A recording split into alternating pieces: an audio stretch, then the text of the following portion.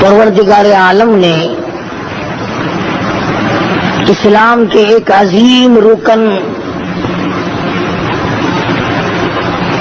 جس کو حج کے الفاظ سے لوگ پکارتے ہیں اس کا ذکر فرمایا۔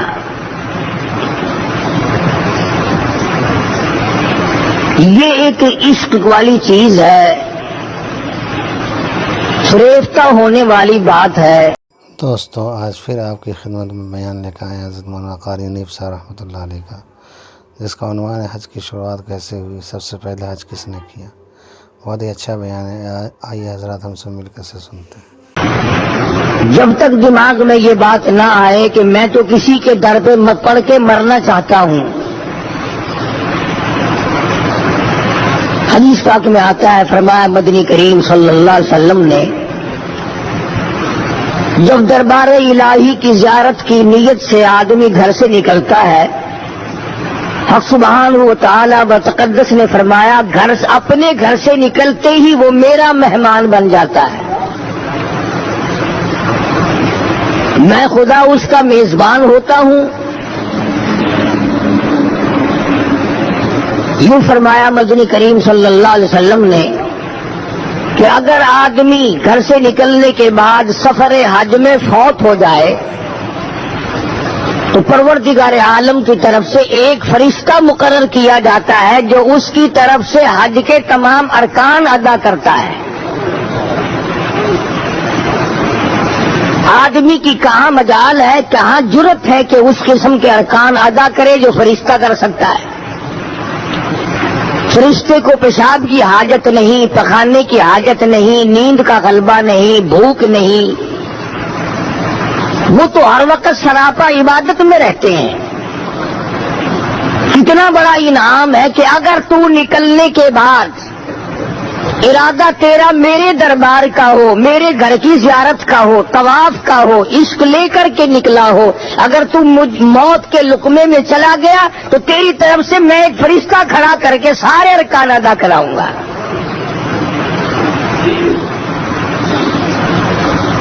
سیدنا فاروق اعظم رضی اللہ تعالیٰ عنہ فرماتے ہیں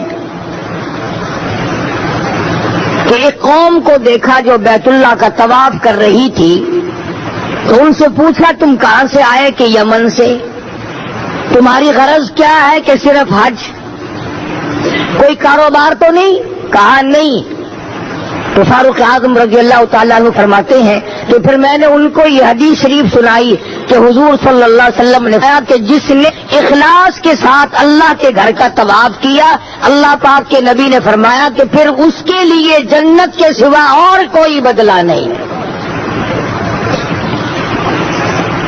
اور ایک حدیث کا جملہ ہے، رجا یومن کولدتہ امہ، آدمی ایسا لوٹتا ہے بیت اللہ سے جیسے ماں کے پیٹ سے آج پیدا ہوا۔ سرزمین عرب اللہ کے خزانوں سے مالا مال ہے، انبیاء کا سارا سلسلہ اللہ پاک نے وہیں قائم دائم فرمایا۔ پروردگار عالم نے بیت اللہ شریف کی بنیاد رکھنے کے لیے بھی ایک اللہ نے اپنے نبی، اپنے خلیل کا انتخاب فرمایا۔ ساری دنیا کی زمین اس زمین کے صدقے میں پیدا ہوئی۔ فرمایا تھا میں نے بنوانا ہے بیت اللہ، مستری ہو خلیل اللہ، مزدور ہو ذبیح اللہ۔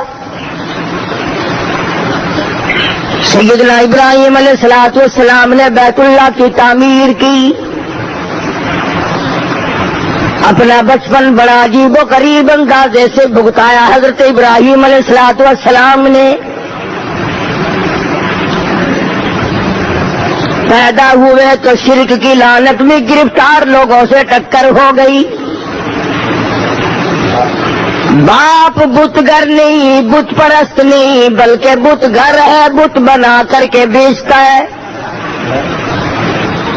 اندازہ لگائیں کہ کسی زمانے میں خداؤں کا کاروبار بھی ہوتا رہا ہے۔ معاف تو اب بھی نہیں کرتے، پہلے شرک کی ڈھیری بنائی اور اس کے بعد کاروبار شروع کر دیا۔ اور آج کل تو اس جیسا بہترین کاروبار تو ہے ہی نہیں. ٹیلی فون کا بل نہیں، سوئی گیس کا بل نہیں، بجلی کا بل نہیں، کوئی ٹیکس نہیں، کوئی خرچہ نہیں، ہاؤس ٹیکس نہیں، سیل ٹیکس نہیں، سارے ٹیکسوں سے پاک ہے یہ قبروں کا کاروبار. سیدنا ابراہیم علیہ الصلوۃ والسلام تو تمام بتوں کو توڑنے کے لیے پیدا ہوئے. بت خانہ بنا رہا بے شمار بڑا لوگوں نے، کرتے ہیں نظر نیاز لگاتے ہیں. حضرت ابراہیم علیہ السلام بڑے پریشان ہیں، ان لوگوں نے کیا حرکتیں کی. اس وحدہ لا شریک کا دربار چھوڑ کر، مالک کائنات کا دروازہ چھوڑ کر، جس نے زمین و آسمان پیدا کیا، ذرے ذرے کا خالق وہ، قطرے قطرے کا مالک وہ، ایک ایک پتے کا پالن ہار اور رب وہ، اسے چھوڑ کر کدھر کے لوگ جا رہے ہیں. سیدنا ابراہیم علیہ السلام کی جوانی کا زمانہ ہے، لوگ میلے کی طرف نکل گئے. حضرت ابراہیم علیہ السلام کو موقع ملا بتوں میں جا گھسے کلاڑا لے کر، کسی کا ناک کاٹا، کسی کا کان کاٹا، کسی کا پیر کاٹا، کسی کا سر اڑا دیا. سب سے بڑے بت کے کندھے پر کلاڑا رکھ کر نکل آئے. واپس آئی قوم، بتوں کا برا حال ہے. فرمایا وَلَقَدْ آتَيْنَا إِبْرَاهِيمَ رُشْدَهُ مِنْ قَبْلُ وَكُنَّا بِهِ عَالِمِينَ.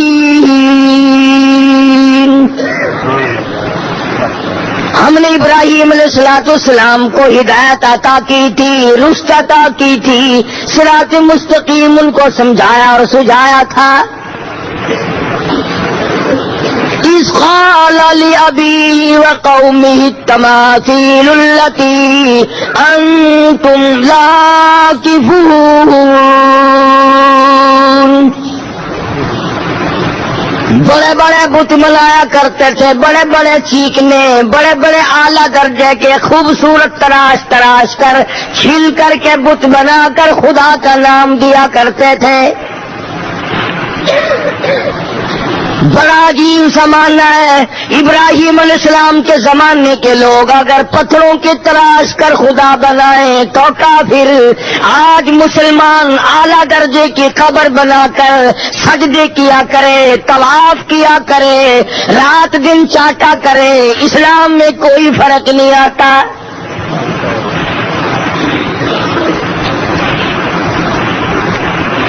سیدنا ابراہیم علیہ السلام کے پاس آ گئے، آپس میں بیٹھ کے مشورہ کیا اور کہنے لگے یہ کام کیا کس نے؟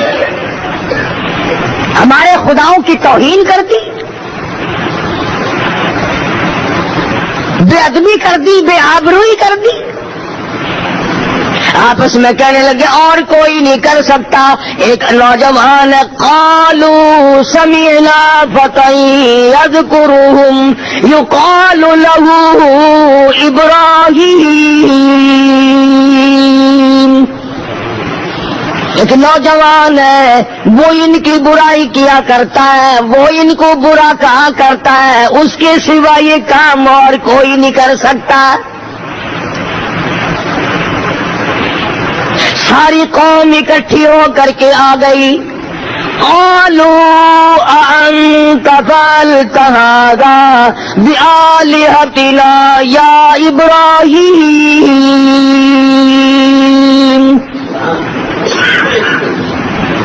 اے ابراہیم علیہ السلام، کیا ہمارے خداؤں کے ساتھ، کیا ہمارے معبودوں کے ساتھ تو نے یہ حرکت کی ہے؟ قرآن کریم ہے، کوئی قصے کہانیوں کی کتاب نہیں. اے کاش آج کے مسلمان کو قرآن کریم دیکھنے کی سمجھنے کی توفیق ہو جائے، ساری دنیا اور دین کے مسئلے حل ہو جائیں. مگر مسلمان نے تو قسم کھا رکھی ہے کہ اپنی ساری مشکلات کا حل دنیا میں تلاش کرنا ہے، ساری مشکلات کا حل سیاست کے طور پر حاصل کرنا ہے، ساری دنیا کی مشکلات کا ہم نے اپنے ہاتھوں سے حل کرنا ہے، قرآن کریم کے ذریعے نہیں۔ دنیا کے لوگوں آؤ اللہ کے قرآن کو پڑھو۔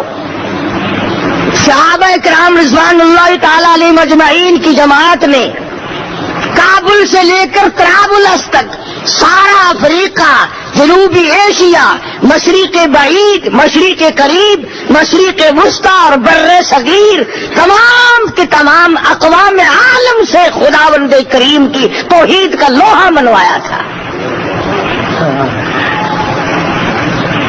توپیں ان کے پاس نہ تھی، ایٹم بم نہ تھا، ہائیڈروجن بم نہ تھا، دفتر بند گاڑیاں نہ تھی، طیارہ شکن توپیں اور ٹینک نہ تھے، خدا کا قرآن تھا، پوری دنیا پہ چھا گئے۔ جس ملک کو محمد عربی صلی اللہ تعالی علیہ وسلم کے 3 غلاموں نے فتح کیا، صرف 3 بندے، 3 آدمی، کالی کملی والے کے 3 غلام، ادھر پورا ملک ہے، پورے ملک کی فوج ہے، پورے ملک کا لشکر ہے، حکومت ہے، اقتدار ہے، نشہ ہے، دولت ہے، سب کچھ ہے، ان کے پاس روٹی بھی نہیں، ان کے پاس اسلحہ بھی نہیں، ان کے پاس ساز و سامان بھی نہیں، مگر ایمان تھا، خدا کا قرآن تھا۔ خدا کی قسم، جب قرآن کریم لے کر اس دین میں محمد کریم صلی اللہ علیہ وسلم کے 3 غلام کھڑے ہوئے، سارے ملک کو شکست دے کر خدا کی توحید کا لوہا منوایا۔ www.shahideislam.com آج پریس ہے، اخبار ہے، ریڈیو ہے، ٹیلی ویژن ہے، پروگرام ہے، کہنا سننا ہے، چلنا پھرنا ہے، مگر قرآن کریم مردوں کے لیے طاق میں بند کر کے رکھ دیا۔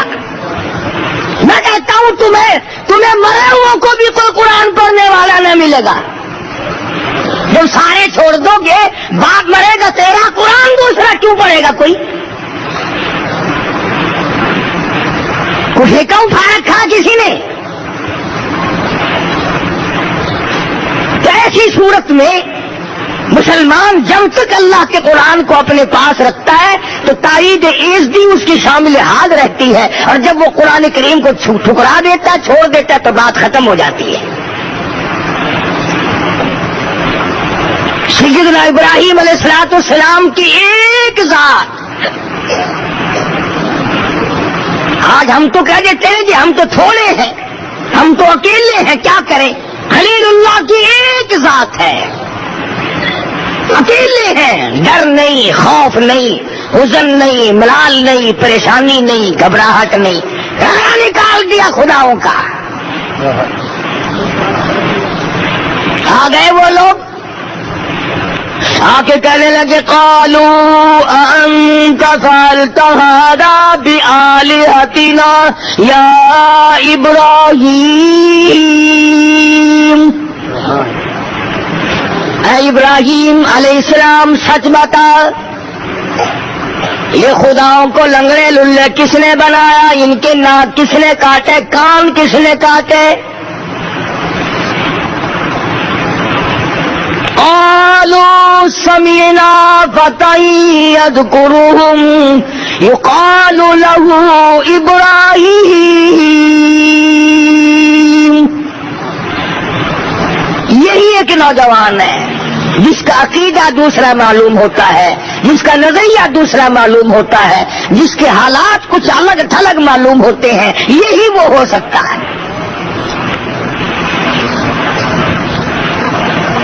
تبھی تو اللہ پاک کو پیار آیا، میرے خلیل تو نے اکیلے نے مار کھائی ہے، میں اپنے گھر کی تعمیر تجھ سے تیرے ان ہاتھوں سے نہ کراؤں جن ہاتھوں سے تو میرے خدا، مجھ خدا کے مقابلے میں بنائے ہوئے بتوں کو توڑا کرتا ہے، جن ہاتھوں سے تو نے شرک کے اڈے مٹائے، جن ہاتھوں سے تو نے بت خانے توڑے، بتوں کے ناک کان توڑے، میرے خلیل انہی ہاتھوں سے میں اپنے بیت اللہ کی تجھ سے تعمیر کراؤں۔ تو تیرے ہاتھ بڑے بابرکت ہیں۔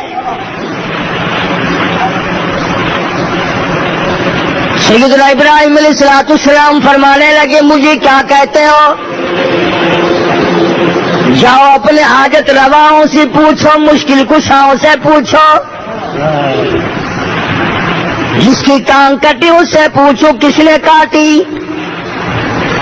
جس کا ناک کٹا ہوا اس سے جا کر کے پوچھو تیری ناک کس نے کاٹی، جس کا کان کٹا ہوا اس سے جا کر کے پوچھو تیرا کان کس نے کاٹا۔ قالوا فأتوا به على أعين الناس لعلهم يشهدون۔ ابراہیم علیہ السلام نے صاف کہہ دیا تمہیں بیٹے دے سکتے ہیں، خود نہیں بتا سکتے کہ مارا کس نے ہے۔ ساری دنیا میں بارش برسانے پہ قادر ہے اور تمہیں نہیں بتا سکتے کہ یہ ہمارا رگڑا کس نے نکالا ہے۔ تمہیں دشمنوں پہ فتح دینے پہ قادر ہیں، تمہارے دشمنوں کو مٹانے پہ قادر ہیں، بارش برسانے پہ قادر ہیں، اولاد دینے پہ قادر ہیں، تمہیں بیماری دے کر دور کر دینے پہ قدرت رکھتے ہیں، تو خود نہیں بتا سکتے کہ ناک کان کس نے کاٹا ہے۔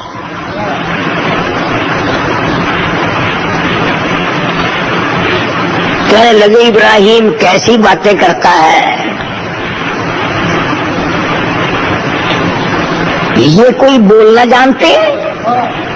یہ تو بولنا ہی نہیں کرتے۔ لگا اچھا یہ آئے کہاں سے ہیں کہ ہم نے بنائے؟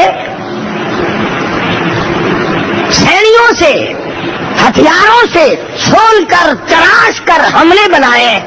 فرمایا ظالموں، جن کو تم بناؤ چھیڑیوں اور لوہوں سے تراش کر چھین کر جن کو تم بناؤ، جن کو تمہارے ہاتھوں نے بنایا ہو وہ تمہارے خدا ہو سکتے ہیں؟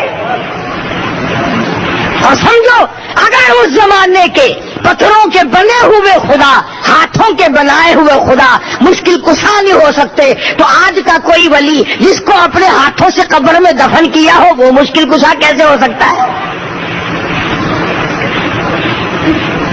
کہنے لگے کہ یہ تو بولنا نہیں کرتے، یہ تو بولنا نہیں جانتے۔ حضرت ابراہیم علیہ السلام کو موقع مل گیا، قال افتعبدون من دون اللہ ما لا ينفعكم ولا يضركم۔ آؤ ادھر میری بات سنو، جو نفع نقصان کا مالک نہیں، جو اپنا نفع نقصان نہیں بتا سکتے، وہ تمہارے معبود کیسے بن سکتے ہیں؟ کب تمہاری حاجت روائی کریں گے، کب تمہاری مشکل کشائی کریں گے، کب بگڑیاں لوگوں کی بنائیں گے، اور کب وہ لوگوں کی مصیبتیں دور کرنے پہ قادر ہوں گے جب خود بتا نہیں سکتے کہ یہ کام کیا کس نے ہے۔ ابراہیم علیہ السلام نے ساروں کو اکٹھا کیا اور ساتھ لے جا کر بت خانے پہ کھڑا کر دیا اور فرمایا کلہاڑا اس کے کندھے پہ رکھا ہے، بڑا گرو گھنٹا لیے ہے، اس سے تو پوچھ لو، اس سے پوچھو کہ یہ کام کیے کس نے۔ ترجمہ کر رہا ہوں قرآن کریم کی آیتوں کا، تمہارا کیا بگڑتا ہے؟ تم تو کہہ دو کہ آج تو کھردری باتیں کر رہا تھا۔ کھردری باتیں میں نہیں کرتا، خدا کرتا ہے، اور کون نہیں کرتا۔ دنیا کا کوئی صدر دوسرا صدر ماننے کو تیار نہیں، تو خدا دوسرا خدا کیسے مان لے گا؟ تم تو اتنی غیرت مند، اپنی بیوی کی طرف کسی کو آنکھ اٹھا کے نہیں دیکھنے دیتے، اور اللہ تعالیٰ جس نے خیرت کو پیدا کیا ہے وہ نہیں چاہتا کہ بندہ میرا ہو جھکے کسی اور کے سامنے۔ کھلاؤں میں، پلاؤں میں، پہناؤں میں، بیوی میں دوں، بچے میں دوں، مشکل کشائی میں کروں، جوانی میں دوں، تندرستی میں دوں، آنکھ میں دوں، کان میں نے دیے، دل و دماغ میں نے دیا، دولت میں نے دی، مال میں نے دیا، اور جب آئی اطاعت کی باری، غلامی کی باری، بندگی کی باری، عبادت کی باری، اللہ فرماتے ہیں مجھے اتنا غضب اور غصہ زنا سے نہیں آتا، اتنا بڑا چوری سے نہیں آتا، ڈاکے سے نہیں آتا، جب تو میرے در کے سوا کسی دروازے پہ جب جا کے سر جھکاتا ہے، خدا فرماتے میری کبریائی جلال میں آتی ہے۔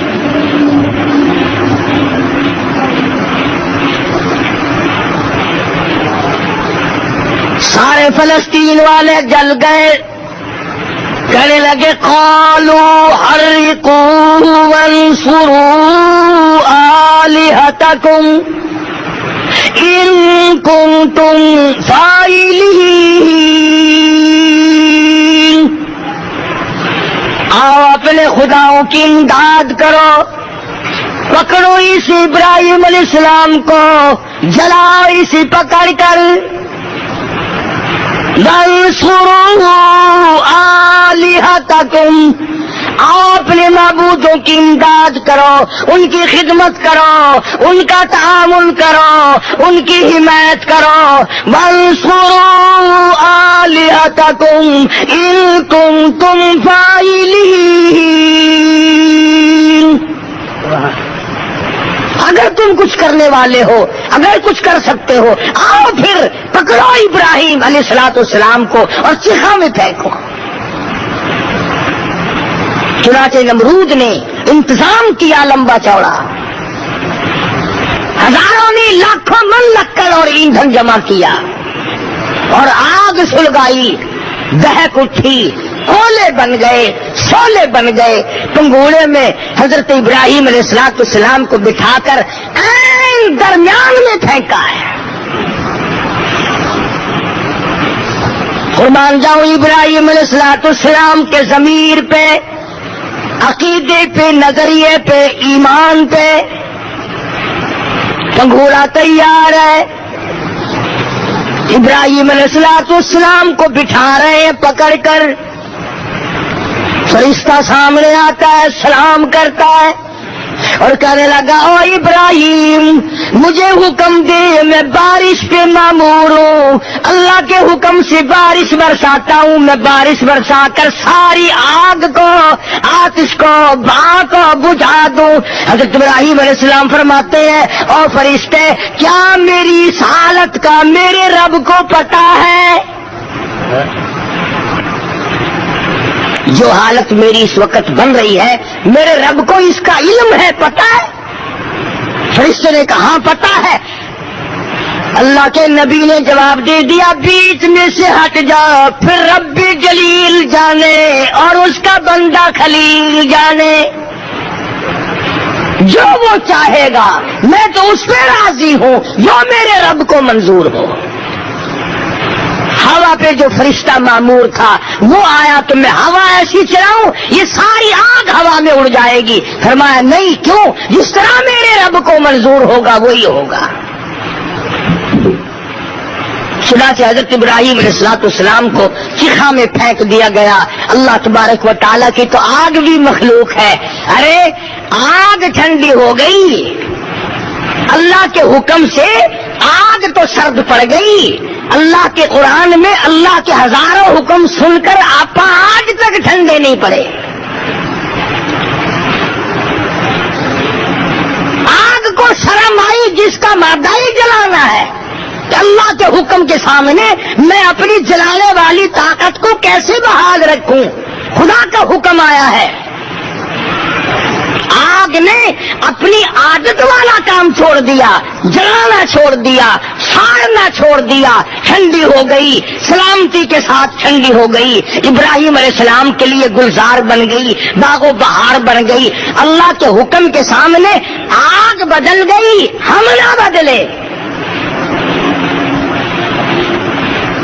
جو ہماری عادتیں بنی ہوئی ہیں ہم نے نہیں بدلنا،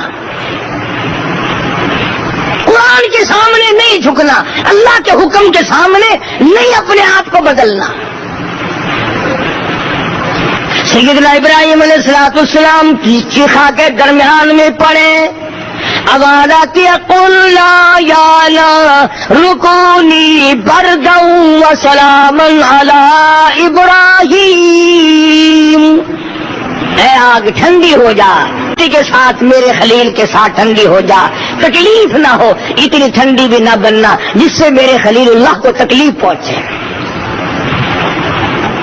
آگ گلزار بن گئی۔ سیدنا ابراہیم علیہ السلام مستری کا کام کرتے ہیں اور بیٹا ذبیح اللہ اسماعیل علیہ السلام مزدوری کا کام کرتے ہیں۔ بن رہا ہے بیت اللہ، بنا رہا ہے خلیل اللہ اور گارا اور اینٹ پکڑا رہا ہے ذبیح اللہ.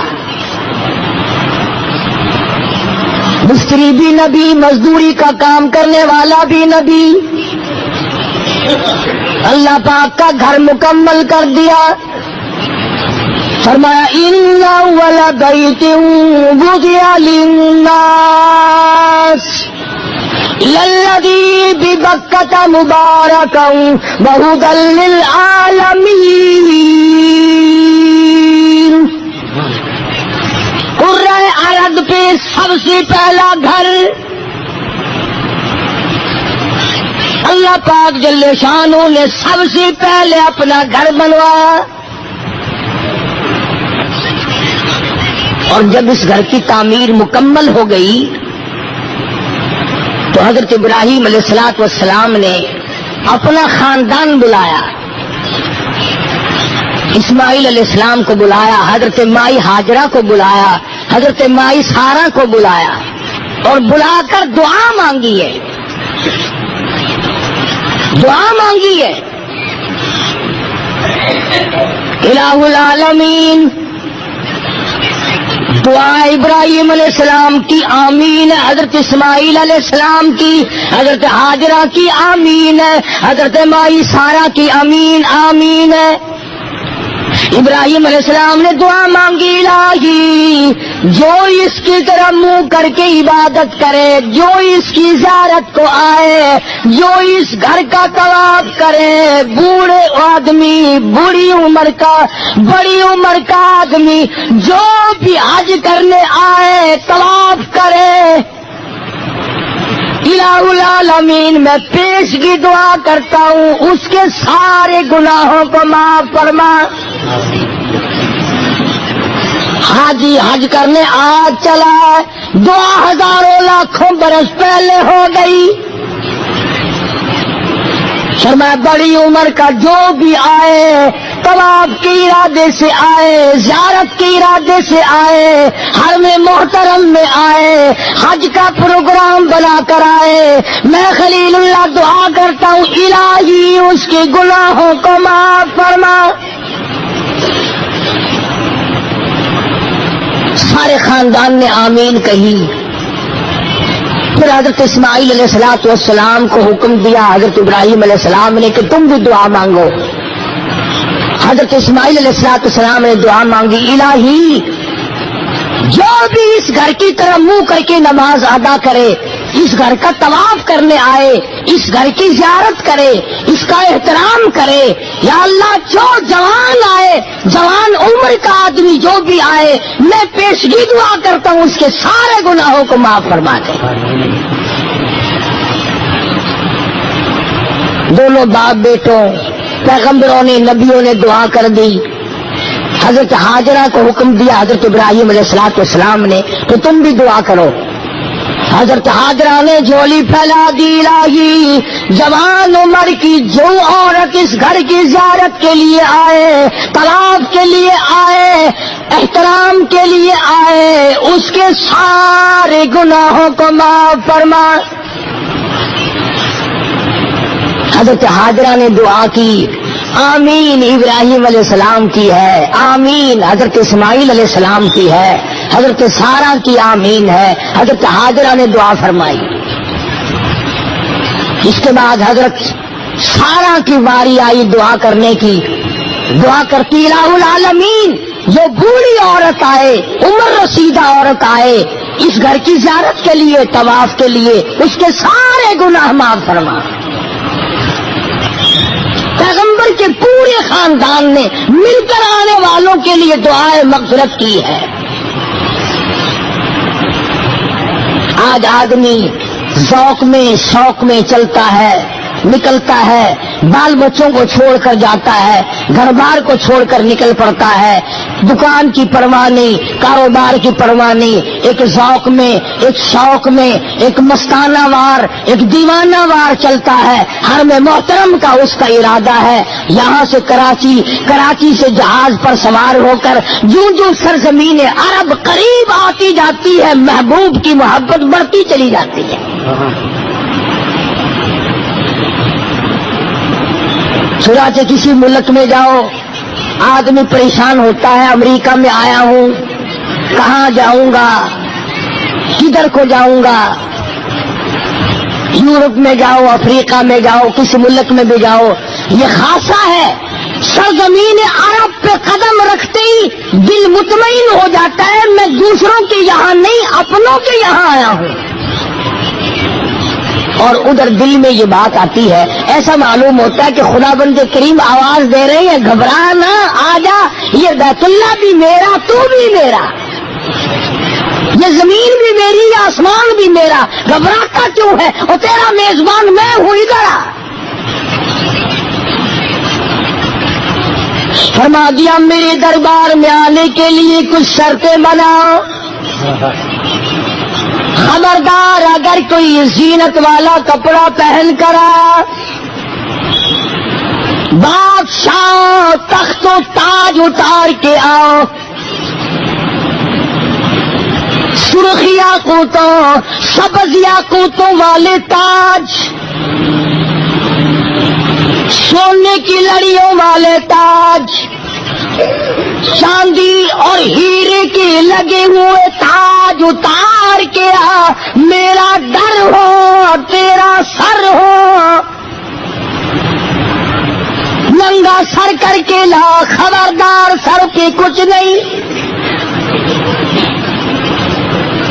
बादशाह नंगे सर आओ, वजीरों नंगे सर आओ, गवर्नरों नंगे सर आओ, जिम्मेदारों सरमायादारों, बड़े बड़े हुस्न जमाल के पैकरों मर्दों, तमाम के तमाम नंगे सर आओ।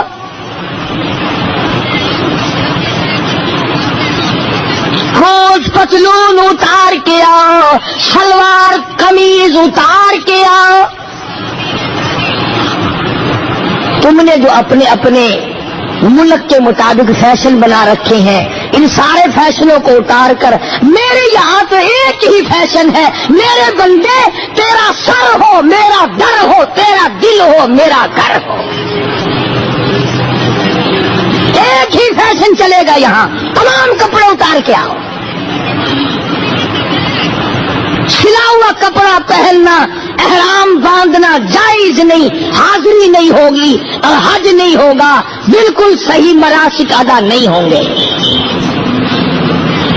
फरमाया चाहे यूरोप का बाशिंदा हो, एशिया का बाशिंदा हो, बर्रे सगीर का बाशिंदा हो, काले मुल्क का रहने वाला हो, गोरों के मुल्क के रहने वाला हो, बादशाह और फकीर हो, तमाम के तमाम एक लिबास में आओ। वो लिबास क्या हो? फरमाया एक चादर गले में डाल ले, कफन पहन के आ, घर से पूरी तरह निकल के आ। हाँ, तुझे क्या मालूम वापसी भी तो ही होगी कि नहीं, तैयार हो के आ, पक्का प्रोग्राम बना के आ। फमन रफत फीहिन्नल हज्ज फला रफत वला फुसूक वला जिदाल फिल हज, फमन फरग फीहिन्नल हज्ज फला रफत वला फुसूक वला जिदाल फिल हज। झगड़ा नहीं करना, गुनाह नहीं करना, रफस नहीं करना। रफस के मानों में जीनत भी है, ज़ेबो जीनत तुमने नहीं करनी, खुशबू लगाकर मेरे दरबार में मत आओ, ये जेंटलमैनी अपने घर चलाओ। दिल में ये बात मत लाओ कि मैं कुछ बन के चला हूं और मेरे दरबार में बन के आएगा। मिट के आ, बंदगी करता हुआ आ, सर झुकाता हुआ आ, मुझे अपना खुदा और माबूद और कारसाज मानता हुआ आ। फरमाया सलवार कमीज नहीं चलेगी, कोट पतलून नहीं चलेगा, तमाम कपड़े उतार के आओ। एक कपड़ा अपनी तहमत की जगह लपेट ले ताकि तेरी शर्मगाह छुप जाए, और एक कपड़ा गले में डाल ले और कंधा फिर भी नंगा रख تاکہ کوئی یہ نہ کہے کہ اللہ کے دربار میں بھی کپڑے پہن کے چلا ہے۔ اسی کو کہتا کہ کوئی علم بادشاہ ہے، کوئی ہے علم فقیر، سب نظر آتے ہیں تیری دام الفت کے اسیر، بڑا ہو چھوٹا ہو امیر ہو غریب ہو کالا ہو گورا، بادشاہ فقیر ہو کوئی بھی ہو اللہ کے دربار میں یکساں، بندہ تو بندہ ہے نا۔ اللہ پاک آپ سب کو بیت اللہ شریف کی زیارت نصیب فرمائے۔ ہر میں محترم میں جب نماز ہوتی ہے عجب انداز ہوتا ہے، ساری کائنات سر سے ننگی کھڑی ہے، کفن میں لپٹے کھڑے ہیں، اپنے مولا کے دربار میں حاضر ہیں، اور عجب دربار ہے۔ ہر میں محترم میں قدم رکھتے ہی پسینے چھوٹ جاتے ہیں، سرابور ہو جاتا ہے پسینوں میں، اور آدمی کا ضمیر خود ملامت کرتا ہے، اور میرے مالک میں اتنا بڑا روسیار، یہ تیرا دربار، کہاں میری بدامالی، کہاں میری روسیاہی، کہاں میرے کرتوت، اور کہاں تیرا یہ بابرکت دربار۔ شرم آتی ہے، پسینوں میں آدمی خود بخود ڈوب جاتا ہے۔ ہر میں محترم کے اندر جاتا ہے، بیت اللہ پہ نگاہ پڑتی ہے، نظر پڑتی ہے، پیار آتا ہے، محبت آتی ہے، دل میں ولولہ پیدا ہوتا ہے، کہ جذبہ پیدا ہوتا ہے۔ آگے بڑھ کر حدیث پاک میں آتا ہے، فرمایا مدنی کریم صلی اللہ علیہ وسلم نے جس نے حجر اسود کو بوسہ دیا، اللہ پاک یوں فرماتے ہیں، حدیث قدسی ہے کہ اس نے میرے دائیں ہاتھ کو بوسہ دے دیا۔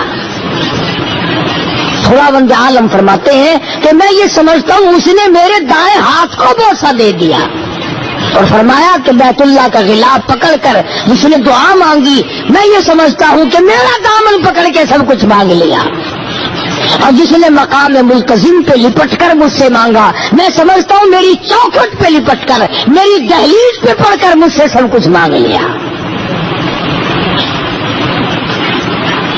تو معاف کرتا ہے، آواز لگاتا لبیک اللہم لبیک لا شریک لک لبیک، الہی میں حاضر ہوں، الہی میں حاضر ہو گیا ہوں، تیرے دربار میں میری حاضری قبول فرما، تیرے دربار میں میری حاضری منظور فرما، میں آیا ہوں تیرے دربار میں سر مارنے کے لیے، تیرے دروازے پہ غلامی کرنے کے لیے میں آیا ہوں۔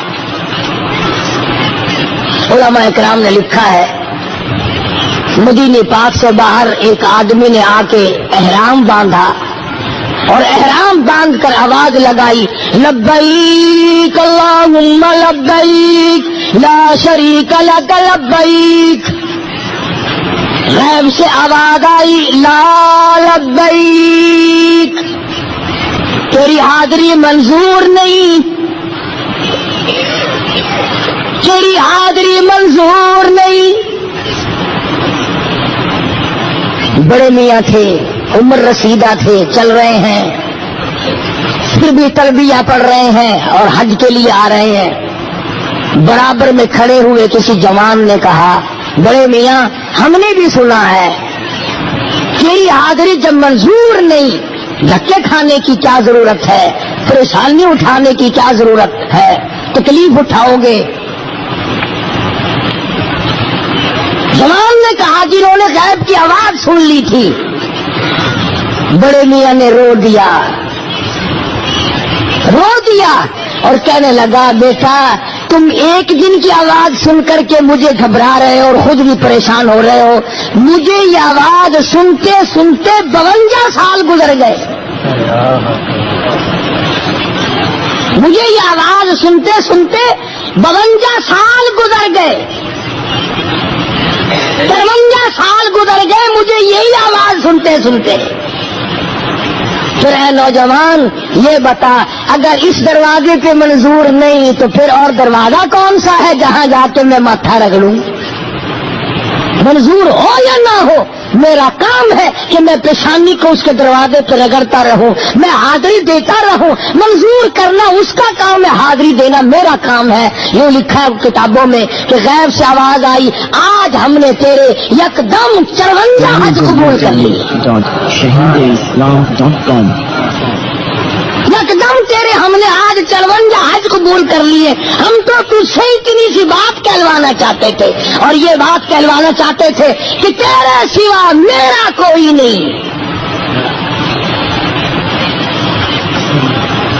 अगर मामूली साहब को किसी को कर्जा लेना हो तो पहले जाकर के ये ठोकर मारते हैं, ईमान नाल यार असा तो कहीं को कदा ही कोई टक्का पैसा गिरदा है कहीं नहीं। जब लोड़ पौंदी है असा तो साडा यार है पिया, साडा रिश्तेदार है पिया, असा तो तेरे को आवेंदे हुण जाने वे तेरी मर्जी, असा बे बूहे ते कदा ही गए ही कोई नहीं। उनको राजी करने वास्ते बे बूहे की तरदीद पई थींदी है। 4% कर्जा लेवन वास्ते उनको जतावना पौंदा है। असा तेरे बूहे तो सवा कलाई किसी को गए ही नहीं, उगे नहीं गए। तो खुदा को ना जताओ कि हम तेरे दरवाजे के सिवा कभी किसी दरवाजे पे आए ही नहीं। अगर तुम अपने महबूब को खुश करने के लिए ये बात कहते हो कि इस दिल में तेरे सिवा किसी की जगह नहीं, जिन लोगों को बाबुल इश्क से वास्ता पड़ा है उनको पता है कि महबूब फिर मुस्कुराता है। यूं कहो ना, असा तेरे सिवा कहीं कुछ जान ही कहे नहीं। इस दिल के विच कोई झाकी पा ही नहीं सकता तेरे सिवा। ये दिल तेरे वास्ते है। और बादशाह 1000 पानी आवे, 1000 हसीना आवे, 1000 फलानी आवे, मैं ईमान नाल तेरे सिवा कहीं को देखण के तैयार नहीं, कहेंगे मुंह जे उते थुकण की तैयार नहीं। जड़ वेले गल्ला मारदा है ना महबूब को वल मुस्कुरांदा देखो, खुश थेंगे। हाँ मेरे उत्ते कुर्बान है, मेरे उत्ते निसार है। हालांकि है सारा मतलब, अगर एक मिट्टी का बना हुआ महबूब इस बात से राजी होता है कि तेरे सिवा मैं किसी को नहीं चाहता, तो वो जमीन और आसमान का मालिक राजी नहीं होगा जब बंदा कहता है ओ मेरे मालिक तेरे सिवा मेरा कोई नहीं।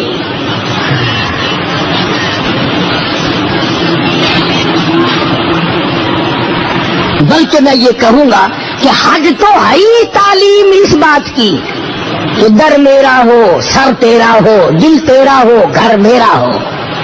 कदम कदम पे यही तालीम है। लब्बैक अल्लाहुम्मा लब्बैक ला शरीक लक लब्बैक। तमाम के तमाम हाजियों को यही तलबिया पढ़ना पड़ता है। यहाँ दूर से ही लमलम की पहाड़ी से, अभी दूर है सरजमीन अरब, पहले से एहराम बांधो, तैयार हो जाओ, दीवाने बन जाओ, मस्ताने बन जाओ, छोड़ो बादशाहत, छोड़ो अपनी तमंगरी, छोड़ो अपनी ज़ेबो ज़ीनत, आओ दीवाने बनो। और इसी को कहता कि दर्द गम रंजो अलम फिक्रो कल खौफो हिरास। दर्द गम रंजो अलम फिक्रो कलक खौफो हिरास। वो बला कौन सी है जो सब हिजरा में नहीं, और तेरे विशाल में सब कुछ है, तेरी जुदाई में बड़ी परेशानी है। तवाफ में भी ये बात समझा दी जाती है कि मेरे घर के सिवा किसी जगह का तवाफ जायज नहीं। और फरमाया फरिश्तों आओ, मेरा बंदा आया है, घर मेरा है, चक्कर इसका है, और यहाँ मेरे काबे के मीनारों पे खड़े होकर इसकी बख्शिश के लिए झोलियां फैलाकर तुम दुआएं मांगो। इसलिए कि मेरे घर का तवाफ कर रहा है, मेरे घर का चक्कर लगा रहा है, मुझसे मांग रहा है अल्लाहुम्मा ग़फ़िरली, अल्लाहुम्मा ग़फ़िरली, इलाही माफ कर दे, लब्बैक अल्लाहुम्मा लब्बैक, मुझसे मांग रहा है। गुजरता गुजरता रुकने यमानी को हाथ लगाकर गुजर जाने का हुक्म है। आवाज आती है फरिश्तों मेरे बंदे ने मेरे घर के कोने को हाथ लगाया, आओ 40 फरिश्ते यकदम आकर मेरे बंदे से मुसाफा करो। क्यों? یہ میرے گھر کے سوا کسی جگہ کو بابرکت جگہ نہیں جانتا، کسی درخت کو بیت اللہ کے مقابلے میں نہیں مانتا، کسی گھر کو کعبے کے مقابلے میں نہیں مانتا، کسی قبر کو نعوذ باللہ کعبۃ اللہ کے مقابلے میں نہیں لاتا۔ یہ فرمایا حاجی جب طواف کرے دعا مانگے فرشتوں آمین کہتے جاؤ، 7 چکر لگاؤ میرے بندوں کے، آؤ یہ میرے مہمان ہیں۔ زمزم کا پانی پینے جاتا ہے، طواف پورا کر کے 7 چکر لگا کے زمزم کا پانی پیتا ہے۔ فرمایا آ جا تو میرے دروازے پہ آ گیا، تو میرے کعبے میں آ گیا، تو میرے حرم میں آ گیا، تو میرا مہمان ہے، میں تیرا میزبان ہوں۔ ساری دنیا پانی پلاتی ہے اپنے مہمانوں کو، آ تجھے وہ پانی پلاؤں جو اسماعیل علیہ السلام کی نرم و نازک ایڑیوں کی رگڑ سے جاری ہوا تھا۔ زمزم کا پانی پیتا ہے، حاجیوں سے پوچھو، تھکا ہوا جاتا ہے، نیند کا مارا ہوا جاتا ہے، گھبرایا ہوا جاتا ہے، طواف کیا، طواف زیارت کیا، پہلا طواف کیا اور زمزم پیا، تمام تھکن پتہ نہیں کہاں غائب ہو جاتی ہے۔ جیسے تم جس کے یہاں مہمان جاتے ہو 7 اپ کی بوتل پی کر ڈکار لے کر چھت کی طرف دیکھتے ہو نہیں،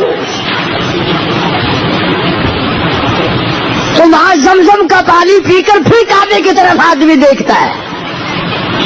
اس کے بعد فرمایا آ جا ابھی فارغ نہیں ہوا، طواف تو نے کر لیا، میرے گھر کا تو نے چکر لگا لیا، بخشش کی دعائیں مانگ لی، رو لیا، دھو لیا، اور میں نے تجھے پانی چھاڑی بھی پلا دیا، چائے وائے ہوتی ہے نا ہمارے یہاں، فرمایا میں نے تجھے پانی چھاڑی پلا دیا، زمزم پلایا، اس کعبے کے بنانے والے نے حضرت ابراہیم نے جہاں کھڑے ہو کر 2 رکعت نماز ادا کی تھی، تو بھی وہاں کھڑا ہو کر نماز ادا کر، مقام ابراہیم پہ نفل پڑھ۔ چنانچہ اب نفل پڑھتا ہے، اس کے بعد دعا مانگتا ہے، اللہ پاک خوش ہوتے ہیں اور مجھ کو نوازتے ہیں۔ تبھی تو فرمایا کہ حاجی توبہ کرے، عادت بدلے، میرے قانون کو اپنائے، تو خداوند کریم نے فرمایا کہ یہاں سے ایسا واپس جاتا ہے جیسے ماں کے پیٹ سے آج پیدا ہوا۔ جب سلا ہوا کپڑا جائز نہیں، خوشبو لگانا جائز نہیں، اپنی بیوی کی طرف احرام باندھے ہوئے دیکھ شہوت کی نگاہ سے دیکھنا جائز نہیں، ہاتھ لگانا جائز نہیں۔ کیوں کہ جس کا دیوانہ بن کر آیا، جس کا مستانہ بن کر آیا، وہاں تو یہ ساری چیزیں ہے ہی نہیں، ساری چیزیں نہیں ہیں۔ اللہ پاک نے فرمایا جب میرے دروازے پہ آیا، میرا بن کر آیا، تو جب تک احرام تیرا بندھا ہوا ہے نا، میرے والی عادت اپنا، میری بھی بیوی نہیں، تو بھی سمجھ لے تیری بھی نہیں، میں بھی کپڑے نہیں پہنتا، تو بھی سمجھ لے کہ میں نے بھی نہیں پہننے، میں بھی خوشبو نہیں لگاتا، تو بھی نہ لگا۔ جب تک احرام بندھا ہوا ہے اس وقت تک تو میرے والے افعال بنا۔ مولانا خلیل احمد صاحب سہارنپوری سب کا رحمت اللہ علیہ جب بیت اللہ شریف میں داخل ہوئے تو یہ لکھا کتابوں میں کہ ابدالوں کی جماعت بیٹھی تھی۔ مطاف کہتے ہیں طواف کی جگہ کو، بیت اللہ کے چاروں طرف جو چکر لگانے کی جگہ بنی ہوئی ہے اسے مطاف کہتے ہیں۔ وہاں ابدالوں کی جماعت بیٹھی تھی، پچھلی رات تھی۔ مولانا خلیل احمد سہارنپوری رحمت اللہ علیہ نے جب قدم رکھا، ابدال چونک اٹھے اور فرماتے ہیں کہ سارا حرم نور سے جگمگا اٹھا، سارا حرم نور سے جگمگا اٹھا۔ اور جب ابدالوں کی نظر پڑی تو فرمایا یہی وہ مولانا خلیل احمد ہے جس کی وجہ سے بیت اللہ میں نور بھر گیا۔ اور جب طواف کرنے لگے تو یوں فرمایا کہاں میں اور کہاں نکہت گل، کہاں میں کہاں تیرا دربار، میں تیرا بندہ تو میرا شہنشاہ، میں تیرے دروازے پہ بھیک مانگنے والا فقیر، تو میرا داتا اور سب کچھ دینے پہ قادر۔ فرمایا کہاں میں کہاں میں اور کہاں نہ کہا کہ گل نسیم سحر یہ تیری مہربانی، میں کہاں آ سکتا تھا، یہ تو تیری کریمی کھینچ کے لائی ہے۔ ایک بزرگ فرماتے ہیں میں نے 7 برس تک قیام کیا حرم میں، اور ارادہ یہ کیا کہ ایسا وقت ملے اکیلا طواف کرنے والا میں ہوں اور کوئی بیت اللہ کا طواف کرنے والا نہ ہو۔ فرماتے ہیں موت آ گئی مگر ایسا وقت نہیں مل سکا، نہ رات میں نہ دن میں، کہ اکیلا طواف